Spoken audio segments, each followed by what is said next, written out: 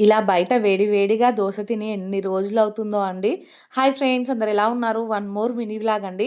ఇంకా చాలా రోజుల తర్వాత అయితే బయట ఇలా అంటే బండిపై దొరికే టిఫిన్ తింటున్నాను నేనైతే. మొన్న నైట్ టైంలో అయితే బయటికెళ్ళాము. అక్కడైతే వేడి వేడిగా దోసలేస్తున్నారు. మా హస్బెండ్‌తో అయితే చాలా రోజులవుతుంది ఇలా బయట తినేసి తిందామా అని అడిగానండి. ఇంకా సరే అనేసి మా హస్బెండ్ అన్నారు. ఇంకా దోస అయితే ఆర్డర్ ఇచ్చామండి. నేను ఎప్పుడు బయటికెళ్ళినా గానీ దోసనే తింటాను. ఎందుకంటే అప్పుడే వేడి వేడిగా చేసిస్తారు కదండీ! నాకైతే దోసనే ఇష్టం. అంటే పూరి కూడా వేడి వేడిగానే చేస్తారు. కాకపోతే అది ఆయిల్ ఫుడ్ అనేసి ఎక్కువ ప్రిఫర్ చేయను. దోస అయితే నాకు చాలా ఇష్టమండి. పిల్లలు పుట్టినప్పటి నుంచి అయితే ఇదే ఫస్ట్ టైం బయట తినడం. ఇంకా పిల్లలిద్దరూ చూడండి నన్నైతే అసలు తినను కూడా తిననివ్వట్లేదు.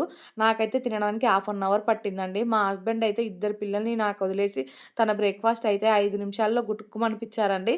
ఇంకా రెడీగా బైక్ దగ్గర నిల్చున్నాడు వెళ్దామా అనేసి.